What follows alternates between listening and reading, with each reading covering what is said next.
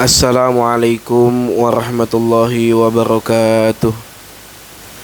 Ila hadratin Nabil Mustafa Sayyidina Muhammadin sallallahu alaihi wasallam wa ala alihi wa sahbihi wa dhurriyyati wa auladi wa azwajihi. Thumma khususun khasul li hadrati syekhina wa murabbi rahina Syekh Abdul Karim Nirboyo, Syekh Marzuki Dahlan Nirboyo, Syekh Marsal Nirboyo, Syekh Ahmad bin Mazkur Nirboyo, Syekh Rasul Bahar Mazkur Nirboyo, Syekh Khadijah Dinia Syekh Abdul Nirboyo, Syekh Irsyad Rusi bin Randang Ngejar Teman Khususun Hasul Hadis Syekh Farhan Janggung Abdul Hasan Janggung Abdul Janggung Abdul Nasr Janggung Dah Soyi Janggung Dah Sarim Janggung Abdul Nasir Kemudian Janggung Annallaha yuli darajati fil jannah wa yu'idu alaina min barakatihim wa karamatihim wa asrarihim wa anwari ma'lumihim wa nafahatihim fid dini wa dunya wal akhirah. Al-Fatihah. A'udzu billahi minasyaitonir rajim. Bismillahirrahmanirrahim. Alhamdulillahi rabbil alamin. Arrahmanir rahim. Maliki yaumiddin. Iyyaka na'budu wa iyyaka nasta'in. Ihdinas siratal mustaqim. صراط الذين أنعمت عليهم غير المغضوب عليهم ولا الضالين آمين. بسم الله الرحمن الرحيم. الحمد لله رب العالمين وبه نستعين على أمور الدنيا والدين والصلاة والسلام على أشرف المرسلين سيدنا ومولانا محمد وعلى آله وصحبه أجمعين. أما بعد. Ibu-ibu yang dirahmati oleh Allah, alhamdulillah, thumma alhamdulillah, thumma alhamdulillahi rabbil alamin. Pada siang hari ini kita masih diberikan kesehatan oleh Allah, masih diberikan kesempatan oleh Allah, masih diberikan taufik dan hidayah dari Allah, masih diberikan segala apapun yang bisa menunjang kita untuk melaksanakan rutinan pengajian fikih kita di setiap hari Ahad tanpa suatu halangan apapun. Salawat serta salam semoga selalu tercurahkan kepada junjungan kita baginda Nabi Agung Muhammad sallallahu alaihi wasallam, di mana syafaat beliaulah yang kelak kita nantikan di yaumil kiamah. Biqaulina Allahumma salli ala Sayyidina Muhammad wa ala ali Sayyidina Muhammad. Ibu-ibu yang dirahmati oleh Allah, saya pribadi mengajak ayo kita semuanya bersyukur kepada Allah, karena kita bisa mengaji, kita bisa mengadakan rutinan, baik itu rutinan ngaji fikih, baik itu rutinan waqiah, atau baik itu pengajian-pengajian yang lain. Allah kasih tempat yang jauh lebih baik. Allah kasih tempat yang jauh lebih baik daripada waktu-waktu sebelumnya. Kalau bersyukur dengan ucapan alhamdulillahi rabbil alamin, itu adalah syukur yang simbolis. Tapi kalau syukur yang hakiki atau makna syukur yang hakiki, itu adalah mengerahkan apa yang telah Allah berikan kepada kita terhadap segala sesuatu yang diridhoi oleh Allah. Allah kasih kita rizki, maka cara mensyukurinya secara simbolis adalah dengan alhamdulillahirabbil alamin. Akan tetapi cara untuk bersyukur secara hakiki adalah dengan mengalokasikan harta rizki tersebut terhadap hal-hal yang Allah ridhoi. Itu adalah cara bersyukur. Lah sekarang Allah udah ngasih kita tempat, Allah udah ngasih kita ruangan yang insya Allah memadai dan layak untuk kita ngaji, dibandingkan dengan waktu-waktu sebelumnya di mana kita ngaji fikih masih sumpel-sumpelan, di mana kita kalau ngaji waqiah masih umpel-umpelan di teras. Alhamdulillah Allah kasih jalan kita bisa untuk memiliki tempat yang alhamdulillah sangat indah, alhamdulillah sangat memadai. Maka bagaimana cara mensyukurinya?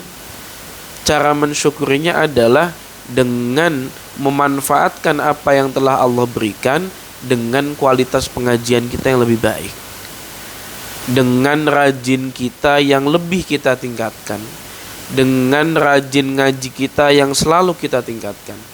Kalau biasanya dulu kita jarang ngaji, sekarang ayo kita rajin ngaji.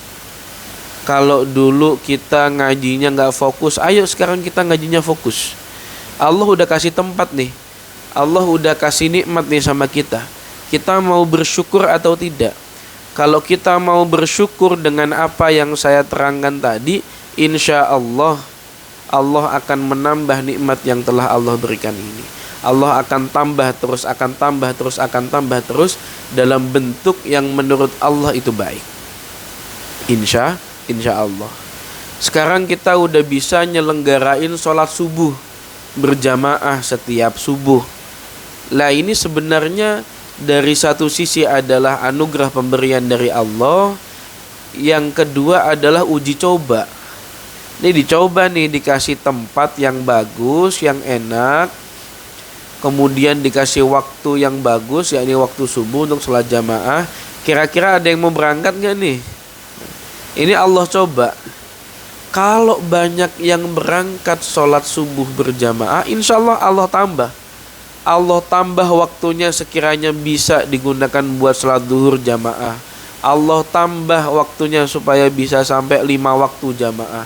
Allah tambah tempatnya, entah bagaimana Allah yang tahu caranya, ditambah supaya bisa 5 waktu jamaah semuanya. Ini kalau kita mau bersyukur dengan cara menambah kualitas ibadah kita. Itu ibu-ibu. Oleh karena itu, ayo saya mengajak kepada ibu-ibu sekalian, ayo kita manfaatkan dengan sebaik-baiknya.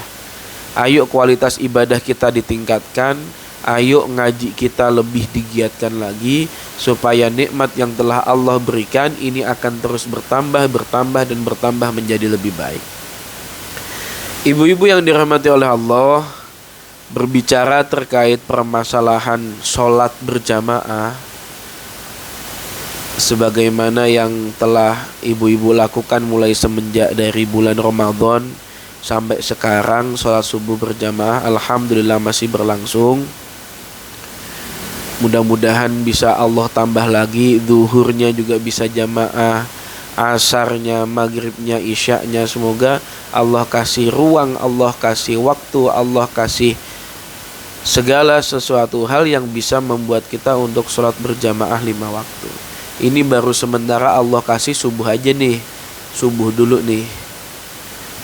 Sholat berjamaah ibu-ibu disepakati oleh ulama berdasarkan hadisnya Kanjeng Nabi, sholatul jamaati afdolu min sholatil fadhi bisab'in wa ishrina darajah.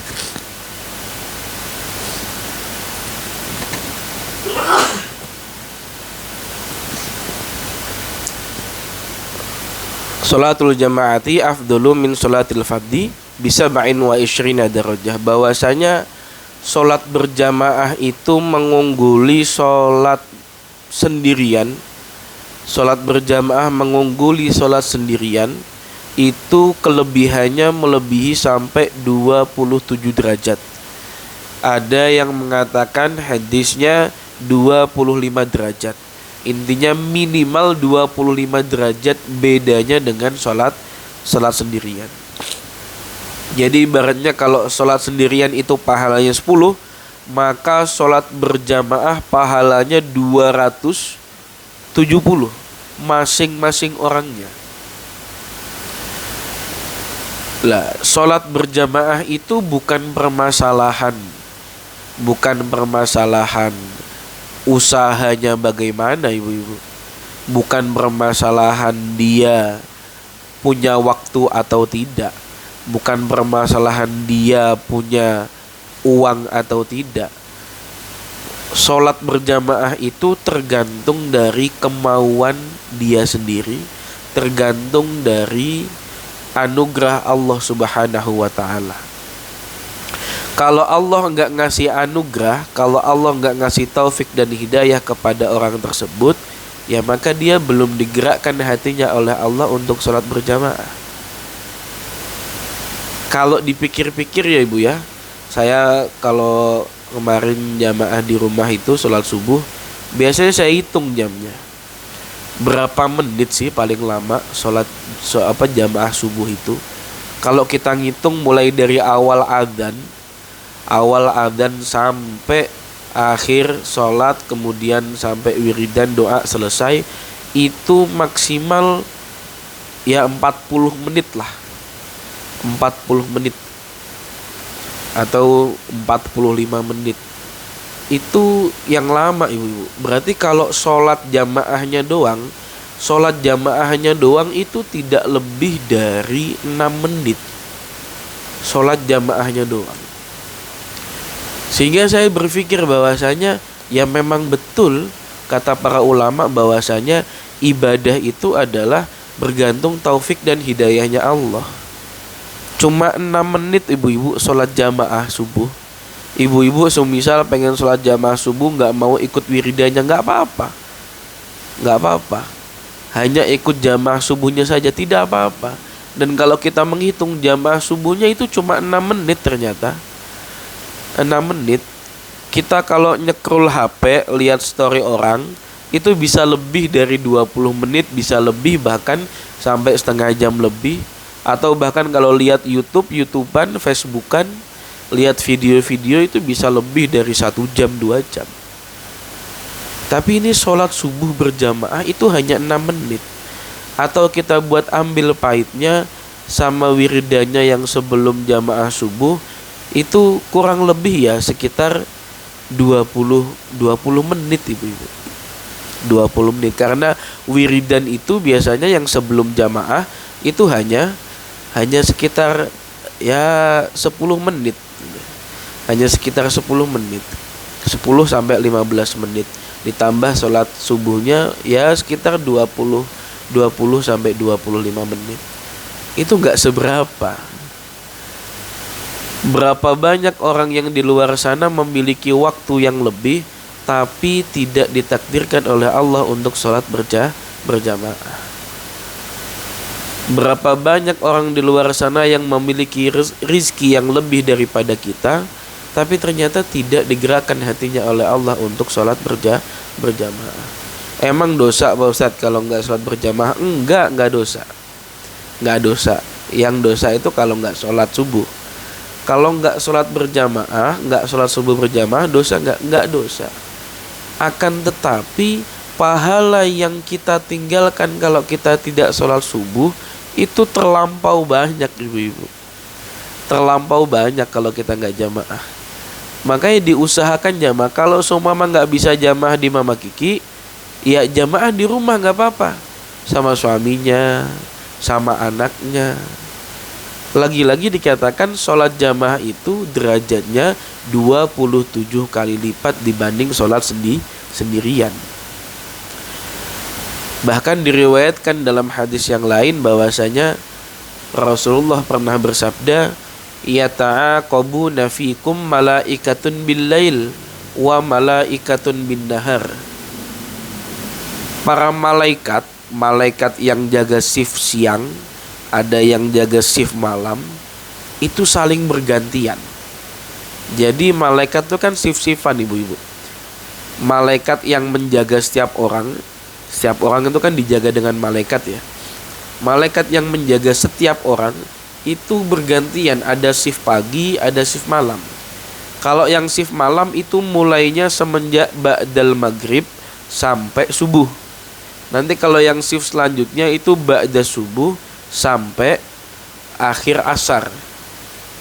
Lah ini saling bergantian. Nanti kalau yang jaga subuh sampai maghrib. Nanti kalau yang jatahnya malam datang, kemudian yang jatahnya tadi naik ke atas laporan kepada Allah. Begitu terus setiap harinya. Wa yajtami'una fi sholatil fajri wa sholatil asri. Dan para malaikat ini akan selalu berkumpul di setiap sholat subuh dan juga di setiap waktu sholat asar. Jadi pada waktu sholat subuh ini malaikat penjaga yang 2 shift ini sama-sama berkumpul ibu-ibu. sama-sama berkumpul. Jadi waktu pergantian itu ada pada sholat subuh dan ada pada waktu sholat asar.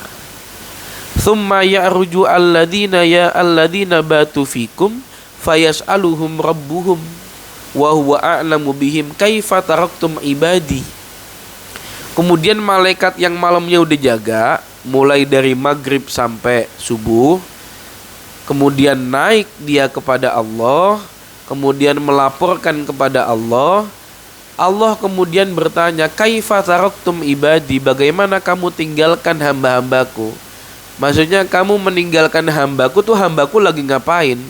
Lah kalau kita sedang jamaah sholat subuh, ketika malaikat naik ke atas, malaikat melaporkan, fayakuluna taraknahum wa hum yusalluna wa atainahum wa hum yusallun. Aku meninggalkan hamba-hambamu ya Allah dalam keadaan sujud, dalam keadaan sholat. Begitu pula ketika asar, ketika aku mendatangi mereka, mereka juga dalam keadaan sholat. Lah ini alangkah indahnya ketika kita dilaporkan oleh Allah, ternyata bukan hanya kita dalam keadaan sholat ketika ditinggalkan oleh malaikat, akan tetapi kita dalam keadaan sholat berjamaah, wiridan, kemudian pujian, berdoa kepada Allah, membaca istighfar dan yang lain-lain. Betapa indahnya laporan tersebut yang diberikan, yang dilaporkan kepada Allah. Kemudian betapa besarnya rahmat yang Allah berikan kepada kita ketika laporan kita begitu indah seperti itu. Itu baru satu hadis yang menerangkan tentang fadilah atau keutamaan dari sholat subuh. Belum sholat berjamaahnya ibu-ibu, belum sholat berjamaahnya. Kalau sholat berjamaahnya dikatakan dalam hadis yang lain bahwasanya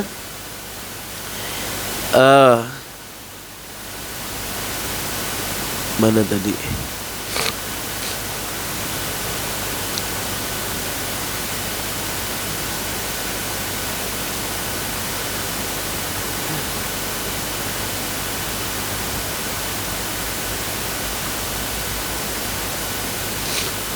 Dikatakan dalam hadis yang lain bahwasanya inna athqala sholatin alal munafikina sholatul isya wa sholatul fajri. Sesungguhnya sholat yang paling berat untuk orang-orang yang munafik itu adalah sholat isya dan juga sholat subuh. Makanya alhamdulillah kemarin kita ketika Ramadan kita itu bisa full sholat subuh berjamaah, sholat isya berjamaah.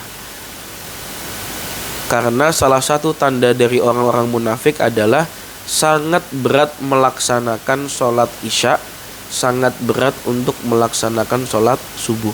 Itu tanda-tandanya orang munafik. Walau ya'lamuna ma fihima la atauhuma walau habwan. Kalau saja umatku atau hamba-hambanya Allah ini tahu pahala yang ada di balik sholat isya dan juga sholat subuh, la atauhuma walau habban, niscaya mereka akan mendatangi sholat tersebut meskipun dalam keadaan merangkak. Saking ditekankannya sholat isya dan juga sholat subuh sebagai penghilang tanda-tanda kemunafikan, Rasulullah sampai bersabda, walau ya'lamuna ma fihima la atauhuma walau habwan, niscaya mereka akan merangkak, niscaya mereka akan merangkak untuk mendapatkan sholat isya dan juga sholat subuh meskipun dengan cara merangkak. Pasti mereka akan mau ketika mengetahui pahala yang ada di balik sholat isya dan sholat subuh. Maka kami pribadi, ayo mengajak kepada diri saya pribadi, kepada ibu-ibu sekalian, ayo ketika ada waktu untuk sholat berjamaah, ketika ada tempat, ada fasilitas untuk sholat berjamaah, ayo sholat berjamaah ibu-ibu. Seperti yang saya katakan tadi, di luaran sana banyak yang punya waktu untuk meluangkan sholat subuh, tapi tidak digerakkan oleh Allah untuk bangun sholat subuh. Banyak di luaran sana yang sudah memiliki rizki yang cukup sehingga pagi-pagi dia tidak usah berangkat untuk bekerja. dia sudah memiliki rizki yang cukup, akan tetapi tidak digerakkan oleh Allah untuk melaksanakan subuh atau melaksanakan sholat subuh berjamaah. Jadi semua itu, sholat subuh itu bukan permasalahan orang kaya atau miskin, bukan masalah orangnya punya waktu atau tidak, bukan masalah orang itu susah dibangunin atau tidak. Akan tetapi lagi-lagi itu semua adalah anugerah dari Allah Subhanahu wa ta'ala. Maka bagaimana caranya Pak Ustadz supaya saya bisa melaksanakan sholat subuh berjamaah dengan rajin? Minta sama Allah, minta anugerah dari Allah Subhanahu wa ta'ala. Ya Allah, berikanlah saya kekuatan, berikanlah saya kesempatan, berikanlah saya keistiqomahan untuk melaksanakan sholat subuh berjamaah.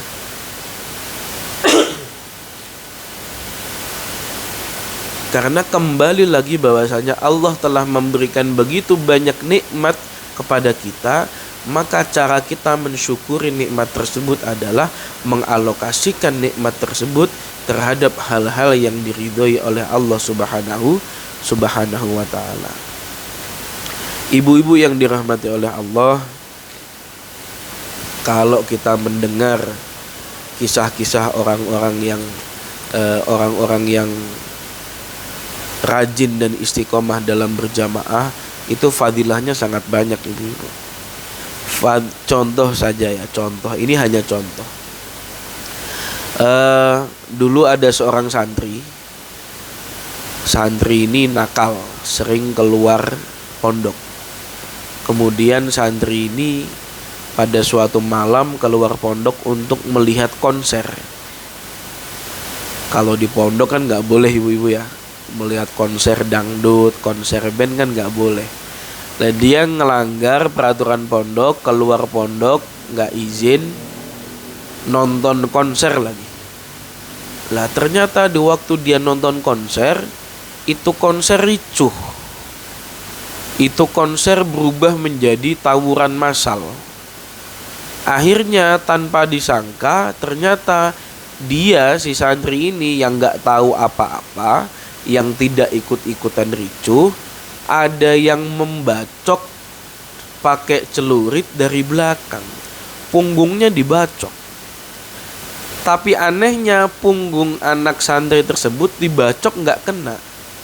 Yang ngebacok itu kaget, yang dibacok juga lebih kaget. Yang ngebacok kaget karena punggung kok dicelurit kagak tembus, yang dibacok juga kaget, lah kok punggung saya nggak tembus.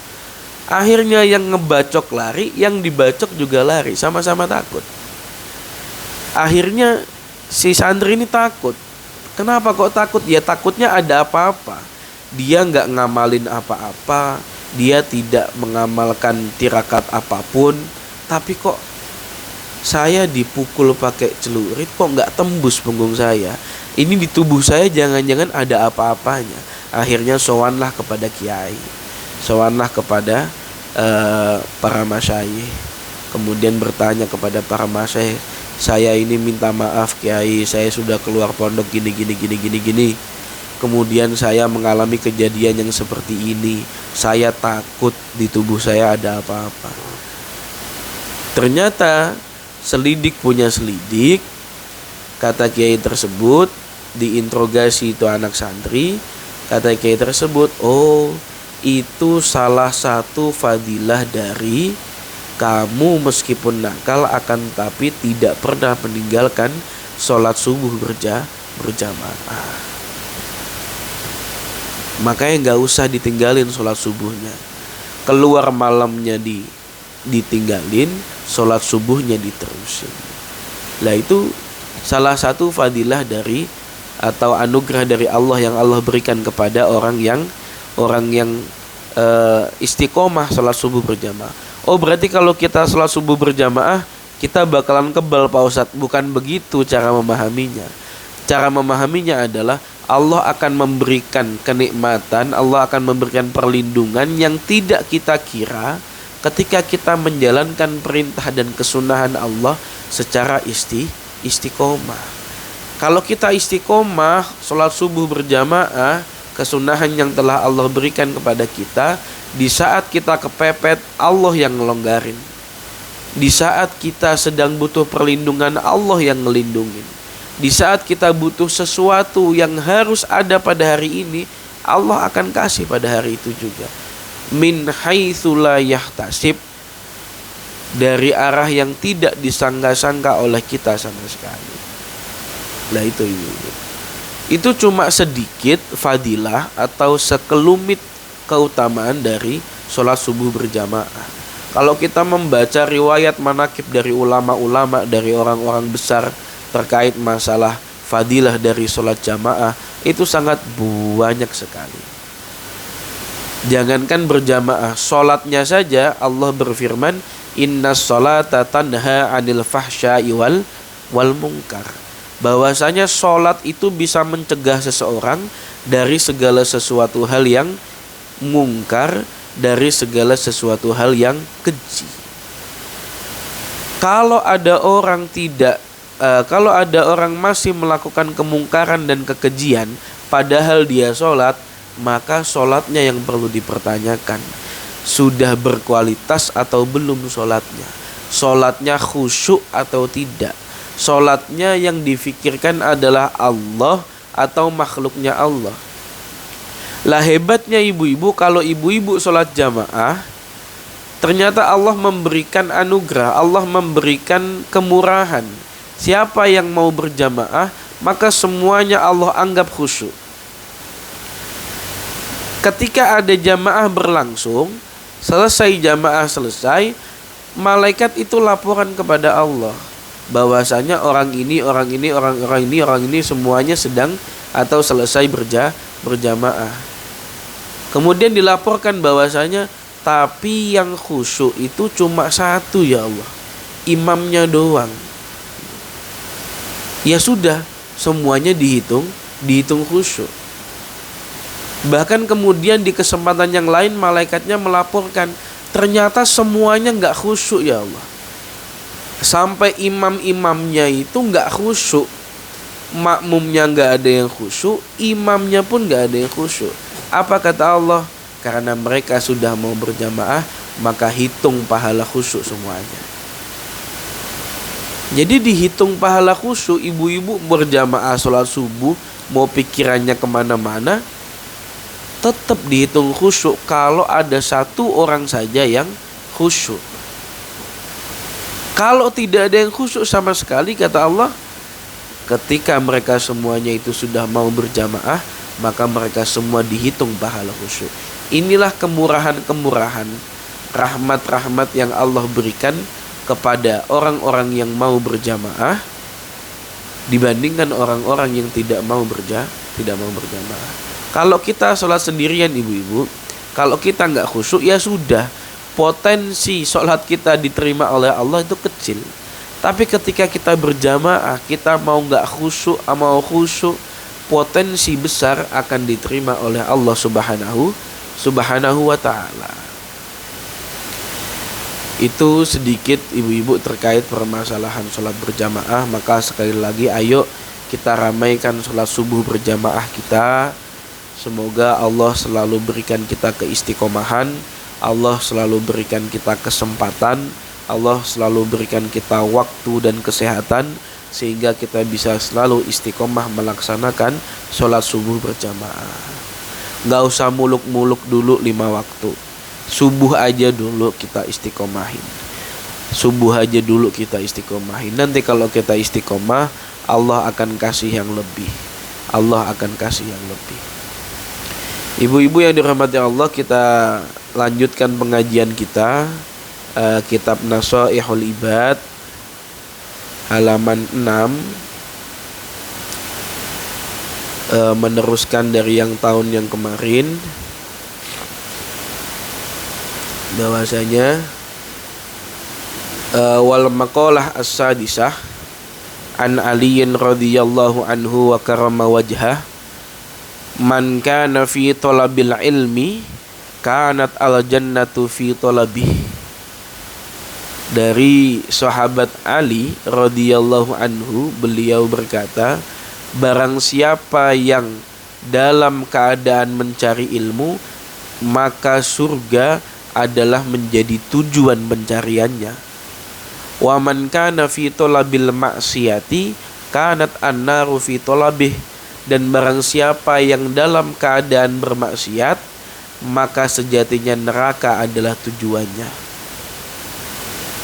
Ai man ishtaghala fil ilmi an-nafi alladhi la yajuzu lil balighi al-aqili jahluhu kana fil haqiqati taliban lil jannah.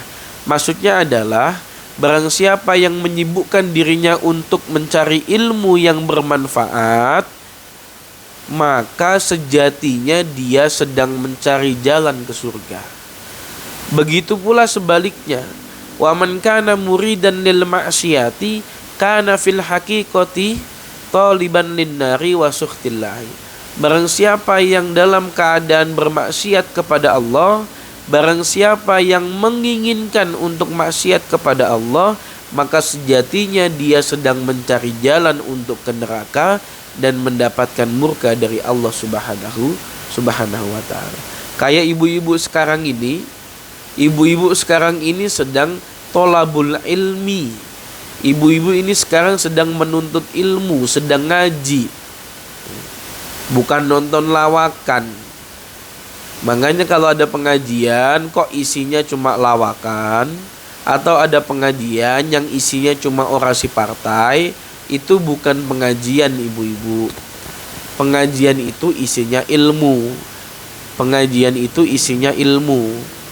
Maka pengajian yang kita lakukan pada siang hari ini, insya Allah Allah akan tuliskan pahala kita sebagai pahala tolabul ilmi. Kalau ditulis pahala tolabul ilmi, maka sebagaimana kata Sayyidina Ali, kita ini termasuk orang yang toliban lil jannah, orang-orang yang sedang menuju jalan surganya Allah Subhanahu wa ta'ala. Tapi begitu pula sebaliknya, ketika kita ingin melaksanakan maksiat, sejatinya yang kita inginkan itu adalah murkanya Allah dan nerakanya Allah. Na'udzubillahi min dzalik.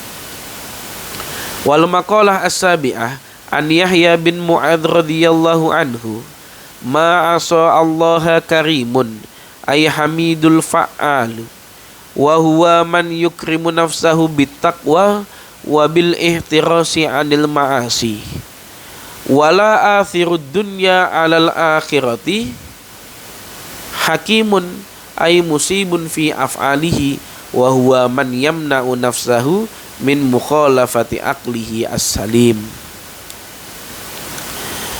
Wal maqalah athaminah anil A'mash radhiyallahu anhu, man kana ra'su mali at-taqwa kallat al-alsunu an wasfi ribhi dini wa man kana ra'su mali ad-dunya kallat al-alsunu an wasfi khusrani dinihi. Wal makna man tamassaka ala taqwa bimtithali awamirillahi ta'ala wajtinabil ma'asi bi an ussisa af'ala bi an assasa af'alahu bimuwafaqati syar'i falahu hasanatun katsiratun la tuhsa. Dikatakan dari Imam Al-A'mash, beliau berkata, barang siapa yang memiliki harta atau memiliki modal hidup berupa takwa kepada Allah, kallat al-alsunu an wasfi ribhi dinihi, maka lisan itu akan sulit untuk menyifati keuntungan dunianya. Wa man kana ra'su mali ad-dunya, dan barang siapa yang modalnya itu adalah dunia saja, maka lisannya akan sulit untuk mensifati kerugian agamanya. Ini maksudnya bagaimana ibu-ibu? Maksudnya adalah, maknanya adalah, barang siapa yang berpegang teguh terhadap ketakwaan kepada Allah, menjalankan perintahnya dan menjauhi larangannya, disesuaikan dengan syariat yang telah Allah berikan, maka dia akan mendapatkan kebaikan yang sangat banyak dan tak terhitung. Sangat banyak dan tidak terhitung. Sampai-sampai lisannya itu tidak bisa menghitung betapa banyak keuntungan yang dia dapatkan dari agamanya. Sehingga dia tidak akan menyebutkan apa saja keuntungannya. Kenapa? Saking sulitnya menghitung keuntungan yang dia dapatkan dari agama. Keuntungan apa? Keuntungannya banyak. Pahala yang kita dapatkan ketika kita membaca Al-Quran itu 10 kebaikan dihitung setiap huruf, ibu-ibu, bukan setiap ayat. Ibu-ibu kalau baca, semisal baca surat Al-Baqarah awal, Alif Lam Mim, itu dihitungnya 3, ibu-ibu. Alif Lam Mim berarti 30 hasanah, 30 kebaikan.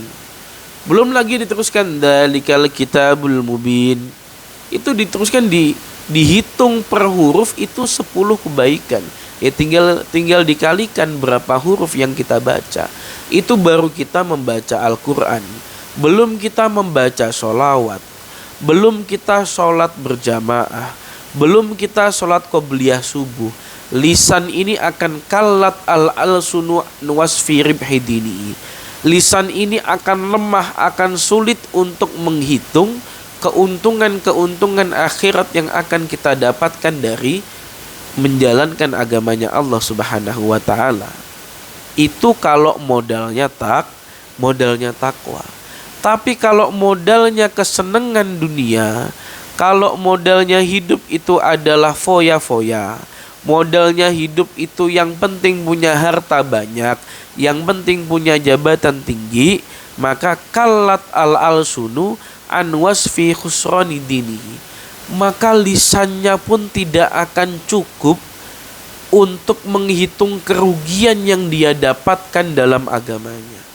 Kebalikannya, kalau kita modalnya adalah takwa kepada Allah hidup di dunia ini, ya maka lidah ini akan sulit untuk menghitung keuntungan yang kita dapat. Begitu pula kalau modalnya itu hanya duniawi saja, ya maka lisan ini akan sulit untuk menghitung betapa banyak kerugian yang kita dapatkan dari dunia tersebut.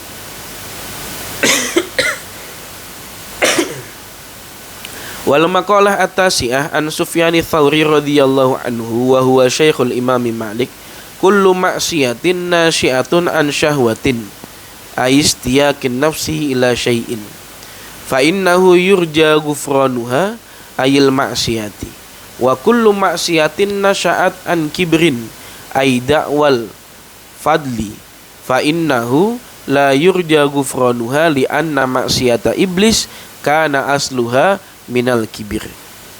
Dikatakan ibu-ibu bahwasanya Imam Sufyan al-Tsauri mengatakan setiap maksiat itu munculnya dari syahwat. Dari keinginan kita.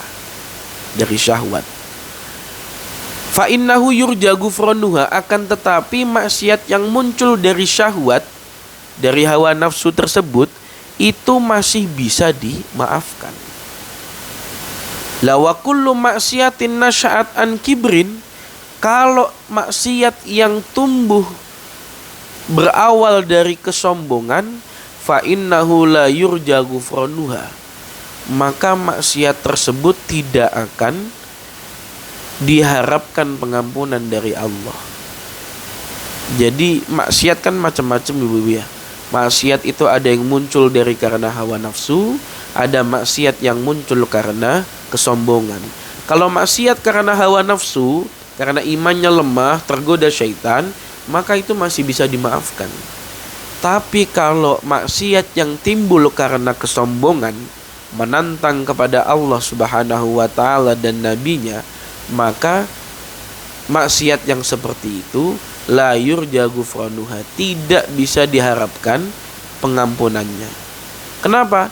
Li'anna maksiata iblis kana asluha, karena maksiat yang berawal dari kesombongan itu adalah maksiat yang berpusat kepada iblis. Iblis itu ibu-ibu dulunya dia itu adalah makhluk yang lebih alim daripada malaikat. Ibadahnya itu lebih banyak daripada malaikat, derajatnya lebih tinggi daripada malaikat.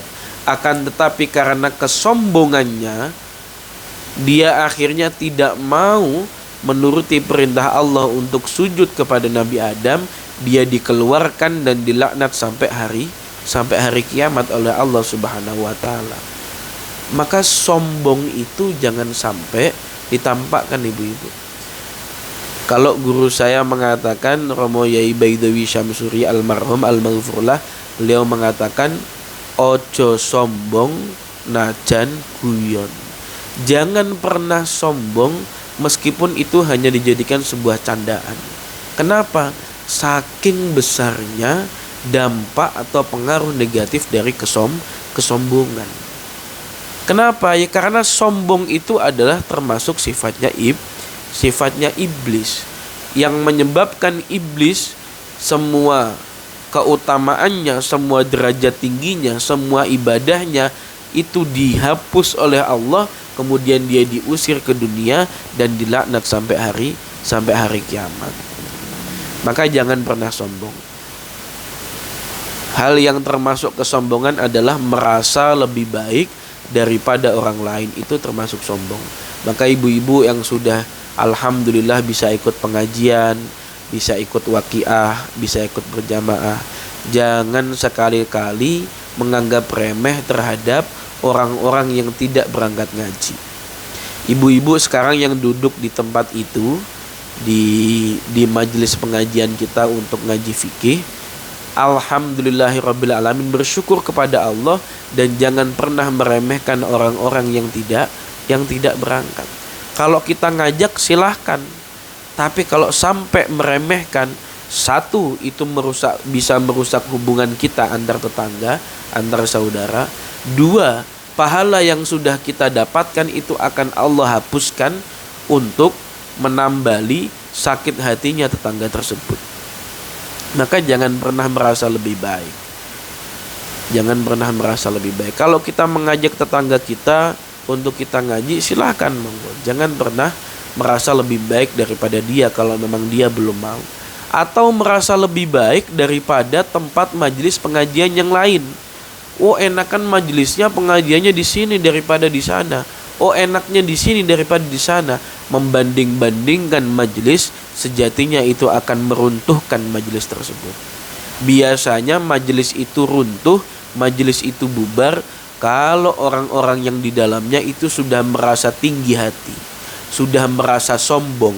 Akhirnya apa? Akhirnya tujuan yang mereka dapatkan, tujuan yang mereka inginkan tidak lagi untuk mendapatkan ridho dari Allah Subhanahu wa taala, akan tapi bagaimana supaya orang-orang bisa memuji mereka.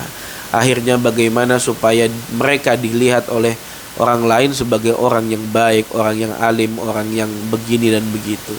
Maka ayo, pengajian-pengajian yang ada di kampung kita semuanya disupport, semuanya disemangati. Mereka semua bagus, tempat mereka semua bagus. Mau yang A, mau yang B, mau yang ngajar si A, mau yang ngajar si B, itu semuanya bagus. Karena pada hakikatnya semuanya itu adalah majelis pengajiannya Rasulullah Shallallahu Alaihi Wasallam. Ibu-ibu yang dirahmati oleh Allah, mungkin cukup sekian materi pengajian kita pada siang hari ini sebagai pembukaan. Mudah-mudahan Allah selalu berikan kita kesempatan untuk melakukan rutinan pengajian kita di setiap minggunya, dan semoga kegiatan-kegiatan pengajian kita bisa terus istiqomah, kita selalu diberikan kesehatan, diberikan kesempatan, diberikan waktu, diberikan rizki. Dan mudah-mudahan orang-orang, teman-teman kita, saudara-saudara kita, keluarga-keluarga kita yang sedang sakit segera diangkat penyakitnya oleh Allah Subhanahu wa taala. Semoga kita selalu diberikan kemudahan untuk melakukan kebaikan. Semoga kita selalu Allah halangi untuk melakukan keburukan. Ala hadhihi niyyah wa ala kulli niyatin shalihah. Al-Fatihah. A'udzu billahi minasyaitonir rajim. Bismillahirrahmanirrahim. Alhamdulillahirabbil alamin. Arrahmanir rahim. Maliki yaumiddin.